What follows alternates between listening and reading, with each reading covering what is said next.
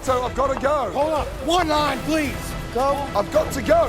How about I get that spinach, Michelle? Oh my God. I don't know what they're doing. Disaster, drama, and disaster again. Welcome to the wild world of charity night catastrophes where chaos cooks, leadership lags, and plates pile up with problems. What in the is going on? Oh, it's getting crazy in the kitchen. I swear to God, all four of you go upstairs and Andy and I will finish. Honestly, I find these services interesting because they give an early look at each chef's leadership skills.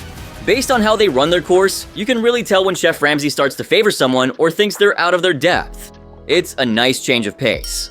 What do you think? While you get in the comments, let's start with the disasters. Season 22, Episode 11. The men cooked for the people concern, with Greg Gurman hosting, while the women took on Team Cancer America with Rosanna Arquette. The guest list included Olivia Culpo, Avantika Vandanapu, Rebecca Rothstein, and Emily Tosta. Good to see you. Enjoy tonight. Yeah, we can't wait. I want to go back in the kitchen and yell at somebody, can I? The menu was straightforward but ambitious. Potato gnocchi under Carmen and Jason, pan-seared scallops by Lee and Jonathan, Chilean sea bass by Sammy and Damer, and filet mignon by Donya and Ryan. Plus, Carmen and Jason had the final dessert, raspberry souffle. Chef Ramsay called Carmen and Jason up front, and both promised to be ready in 7 minutes. Carmen tried to assert leadership for the women's first course, but 12 scallops, 4.5. You're saying scallops, It's gnocchi, Carmen. that's the kind of small misstep that signals shaky, frantic communication and foreshadows confusion. In the blue kitchen, Jason tried to dodge full responsibility by having Jonathan call out the times. It's your course. I'm not hearing you. I just have 4 minutes, Chef. I want to hear you own this course. Understood, Okay, yeah. let's go. As they plated the gnocchi, Chef Ramsay and sous chef Jason spotted this. Bollocks, man. Too dark? Yeah, you know, it's too dark. Leave it there. This one is definitely overcooked. That's black. Yep, overcooked portions. Where was Jason's quality control? Who put them on the plate? Truthfully. Not sure. Because I'm going to ask all of you, is that your best? Absolutely not, Chef. As the leader, Jason should have taken full responsibility for what hit the pass. He was hoping someone else would handle the details, and was terribly lost, refiring more than needed. Chef, there's 7 here. 60 seconds. What's he cooking more though? No, Jason, we're good to go here, Chef. We're good to go. Leadership is about owning every part of the process. Otherwise, burnt food and confusion are the only guarantees. Jason should have been on the pass at all given times. He should have delegated somebody to cook just the gnocchi so he was able to plate his food. I think it's off to a pretty shaky start. Yep. Second course. Now, it was on them to pull the scallops together in 8 minutes. Over in blue, Jonathan faced a nightmare. Chef Ramsay spotted What's going on with these scallops? They're rubber. They are rubber. Jonathan felt betrayed, especially by Jason, who, it turned out, was actually shaking the scallops around, tearing them apart like a bull in a china shop. Stop shaking them. That's what's happening. You're ripping this here. These came out 2 minutes ago. That's a rookie mistake you can't afford at this level. This is painful. Come on, guys. Oh my. When Jason's refires finally passed muster, Jonathan served the course. Third course, Damir and Sammy stepped up, and both teams managed to get their base to the tables, and guests seemed genuinely impressed. Then, the fourth course. Donya got her fillets to the pass, but Cold in the middle, let's go. Who's cooking them? Hurt. I have 3 more right there, Chef. You have to. Swap it out. She can do that. She can do it. I got it. several were undercooked. Chef Ramsay wasn't having it. Worse, when she tried to jump in for the refire, it became obvious that Donya didn't trust her team enough to delegate properly. Oh my God. Now. Then, the last course. Jason did the worst possible thing. Sabotage the sous chefs, the souffle. Now I can see some white lumps in there. Yep, white lumps in the souffle. And here comes Jason with the excuse of the night. We were told to leave ribbons during the demo, Chef. Ribbons. Yes, Chef. Ribbons of the white egg white, not fully incorporated. Convenient, right? Jonathan wasn't buying it for a second, neither was sous chef Jason, who immediately shut that down. In the demo, you told him to leave egg white running through? No, the ribbons of egg white. She said don't fully. I heard the ribbons of raspberry. Chef Ramsay called over Christina to settle it, and guess what? Ribbons of egg white? No, I said it'll be streaky as you fold it. It's like clumps of egg white. Nah, definitely not what was shown. She never told him that either. Shocker. But Jason? He still wasn't convinced. Clearly, everyone else was lying, just not him. Chef Ramsay isn't getting a full story. Chef Christina showed us that the egg white should not be fully incorporated into the souffle. Classic. He was such a wuss. Then came the soufflés. Some held up, some collapsed like his credibility. And because the night wasn't embarrassing enough, the team had to serve the deflated ones to the guests. Now they're deflating. That one's gone. Yes, chef. Moving on to season 17, episode 10. God.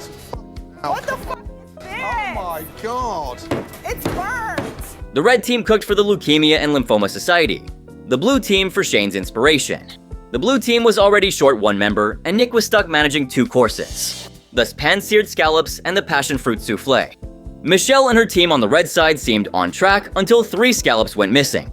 10 were cooked each, but somehow 3 vanished between the pan and the plate. Who fucked that up? I don't know, Chef. You don't know. Did everybody have 10 in their pan? Yes. No one knew where. Elise's immediate response was to accuse Michelle of miscounting. In the blue kitchen, Chef Ramsay pointed out that Nick's scallops were cooking too dark, which triggered Nick's paranoia. Is Millie trying to sabotage me right now with overcooked scallops? This revealed deeper fractures in trust and teamwork. When you start suspecting teammates of intentional sabotage over a cooking temp, you've lost sight of collaboration, which is fatal in a high-pressure environment. And then, this happened. Pasta drop. Jennifer. I know.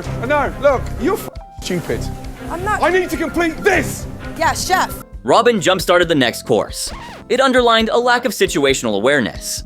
Timing isn't just about moving fast, it's about syncing with the bigger picture. The blue team's scallops still needed to hit the table first, and Robin's impatience risked derailing the entire service flow. Nick did manage to get his first course out shortly after Michelle. Both teams were hustling through the second course, lobster spaghetti. The blue team jumped the gun, starting to plate first.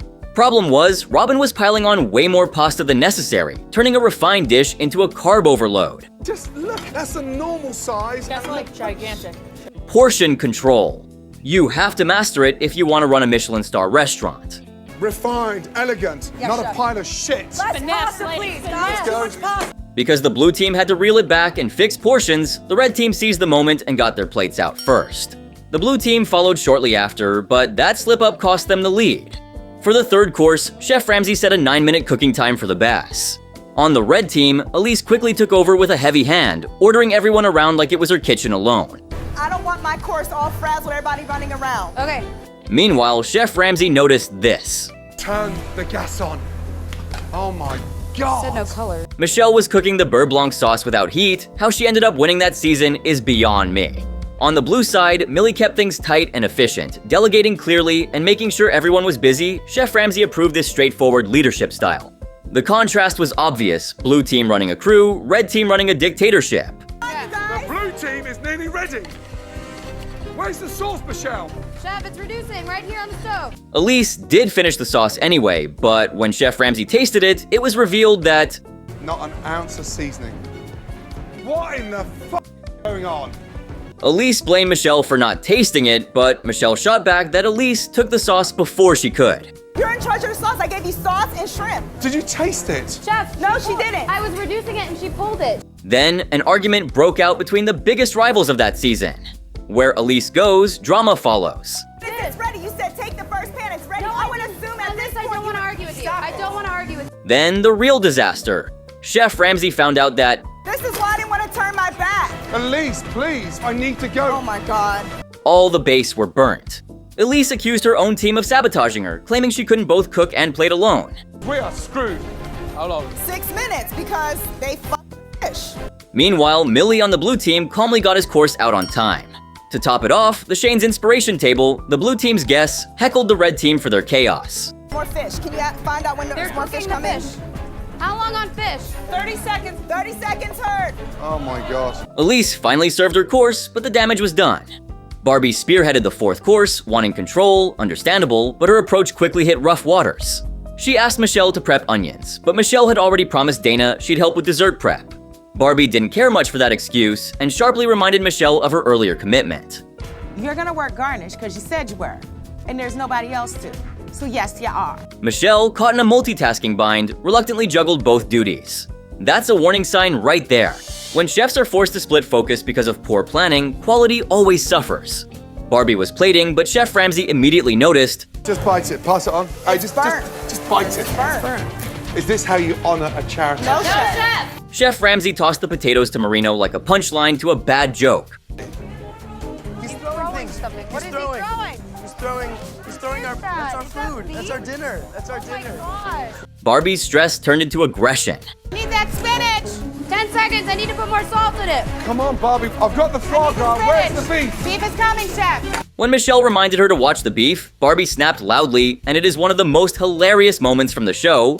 I need that spinach, please. Worry about your beef. How about I get that spinach, Michelle?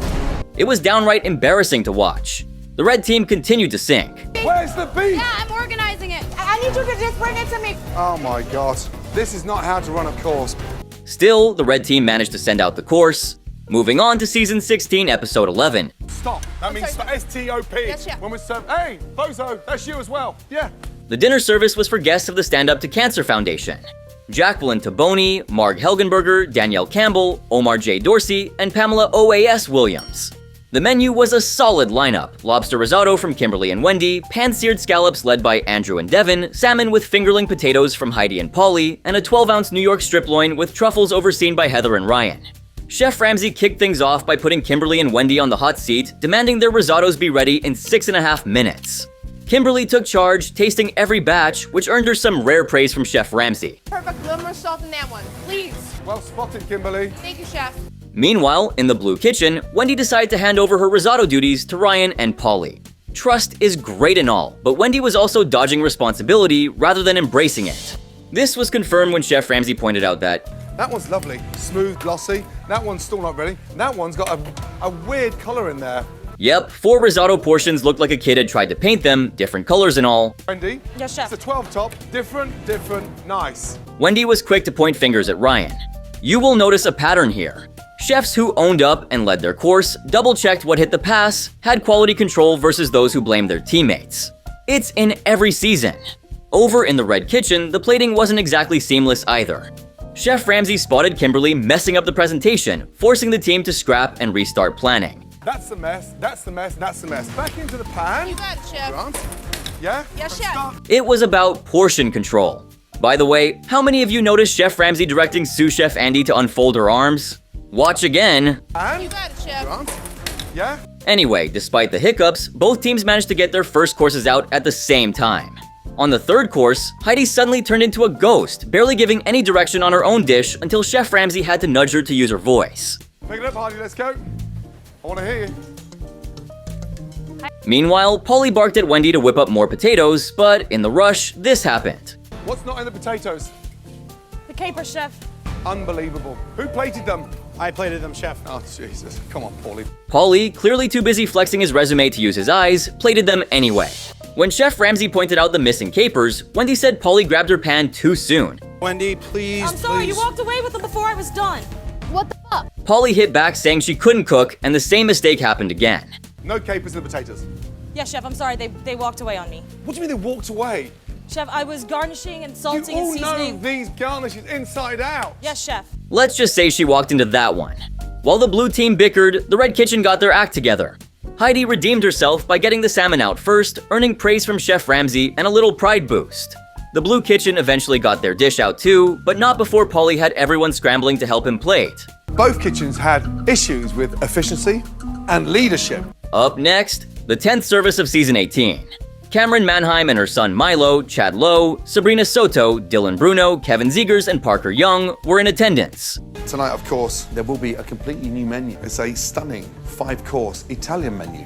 Each of you will be responsible for your own course. When it came to the courses, Mia and Mato took charge of the pan-seared scallops over polenta. Brett and Ariel were at the helm for the branzino with fennel puree, Trev and Kane led the truffle carbonara, and Jose and Heather tackled the veal saltimbocca.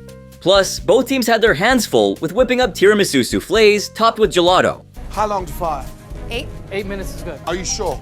No. You, Come on. Let's go 10. 10? Let's go. Yes, so Jose and Heather were a bit all over the place with their timing for the veal. But eventually, they got on the same page and decided to give it a solid 8 minutes before sending it out to the pass.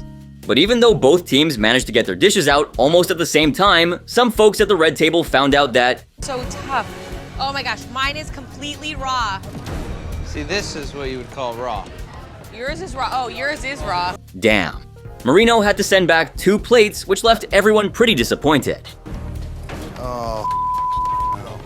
Oh my God. While Mato took some responsibility along with Trev, Chef Ramsay was pretty ticked off when Jose confessed that he hadn't checked the veal before putting it on the plate. Jose, did Yes, you check? chef. Most of them. I didn't open them up though. Oh no. And then, to make matters worse, this happened. No. Yup, the carnage. Trev wasn't holding back, he straight up blamed Jose for dropping the ball. It looks like something out of a horror movie that you peeled off a radioactive monster's back. Ugh, it looks like a giant scab. And just when you thought it couldn't get any worse, Marino came back with more plates and he dropped the bombshell on Chef Ramsay. I need 6. Chef Ramsay was fuming and told the guys to start prepping the desserts while he handled the refires himself. You, get on with the souffle! Chef! You, get on with the souffle! Chef. Oh my God. Yeah, it was that bad. Trev didn't hold back, laying into Jose for letting the team down. It was up to you to do what was needed, Jose. Not me, not Mono, not Brett. And you didn't check one thing. You just screwed us, bro. While Jose believed that, I wish I could have cooked the veal myself. I feel like my team let me down, for sure. so whose side are you on? I mean, he failed to catch the raw veal, so it's pretty much on him, not the team, right? Since they were a course behind, the guys had to serve up the refires before getting to the desserts, while the women managed to get their soufflés out right on schedule. Of course the men lost that charity night. Guess who went home that night? Drop your comments. Season 19, Episode 11. I said check, and all you're doing is plating. We need to check. Yes, Chef. It's not even, look, it's marbled inside. There's no heat in there. The red team was cooking for the Sarah McLachlan School of Music, while the blue team served the Chris Long Foundation, with Bo Allen in attendance to enjoy the evening. Both teams faced a 5-course challenge, each course led by specific chefs. Nikki and Declan on the pan-seared scallops, Mary Lou and Cody on the spring pea risotto, and Corey and Amber on the pan-seared halibut. The blue team was short a member, so Declan had to double up and lead both the scallops and the pan-roasted filet alongside Jordan, while sticky toffee pudding was a full team effort. Chef Ramsay gave Declan and Nikki 10 minutes to get their scallops course out, and Nikki confidently told her team to fire 3 portions each.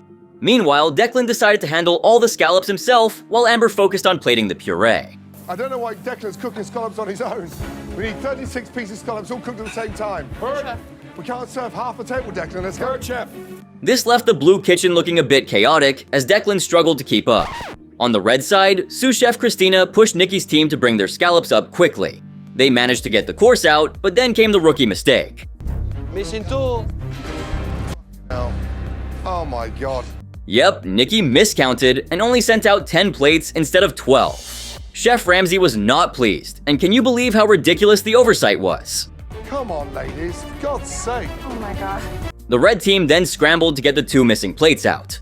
Chef Ramsay gave Mary Lou and Cody 10 minutes to get their risotto course out, and Mary Lou was eager to bounce back after the team's rough start.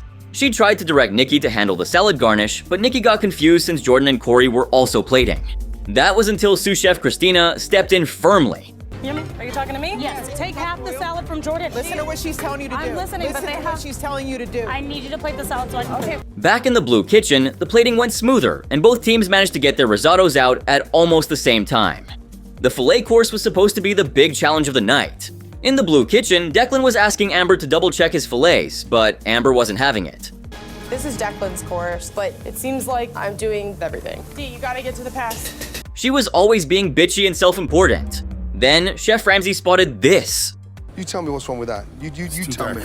I didn't want the best. Chef. Only the best for the charity. End of fucking story, Yes, okay? Chef. Cut the bullshit. Yes, Wait Chef. till you see it.